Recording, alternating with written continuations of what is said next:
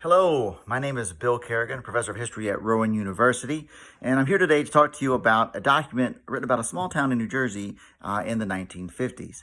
I find the 1950s to be an absolutely fascinating decade.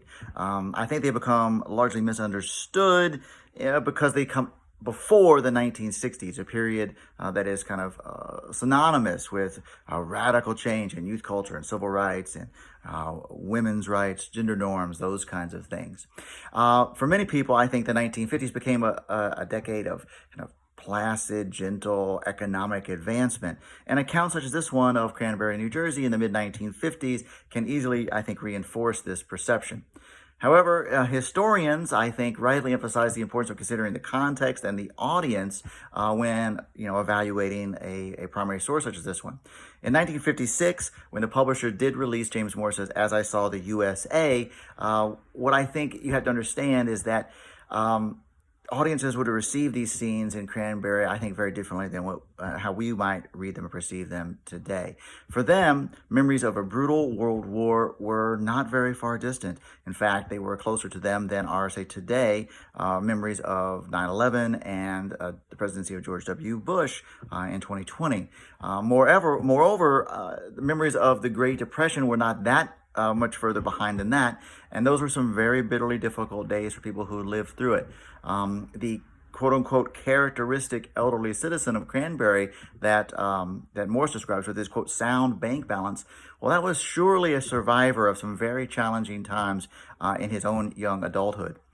In short, the scene described by Morris would not have been perceived by his audience as a scene of a tranquil town with life unchanged, for many years prior to that.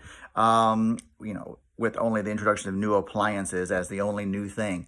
Instead, readers would have understood that the 1950s were a period of remarkable transformation, one that many of them could hardly have imagined a quarter century ago, when some of the men, maybe in Cranberry and certainly in other places in New Jersey, abandoned their wives voluntarily so that their family could receive some of the meager relief that was available in the early parts of the Great Depression. So yes, I think there was comfort and pleasure in reading Morris's book for those, but not the same kind that readers today might get. They understood that they had survived an incredibly trying period in U.S. history, depression and war, and had emerged stronger and more secure after it.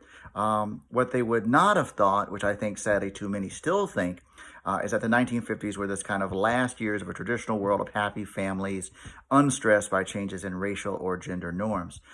Those transformations were, of course, indeed coming, but they were actually slower in coming than were the changes that had been wrought between 1940 and 1950s, as those who lived through the era surely knew.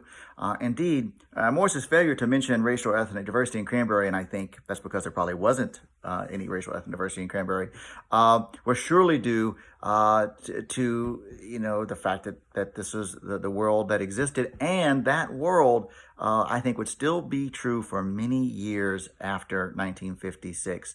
In fact, long after the changes of the 1960s.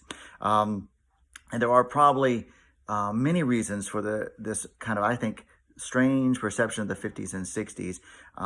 But one of them, I think, is that the changes of the 1960s were contested and not so universally welcomed as were the remarkable changes of the 1950s. And the reason that that's the case and the contestation over the 1960s, well, that's a great story, but a story for a different time. Thank you very much.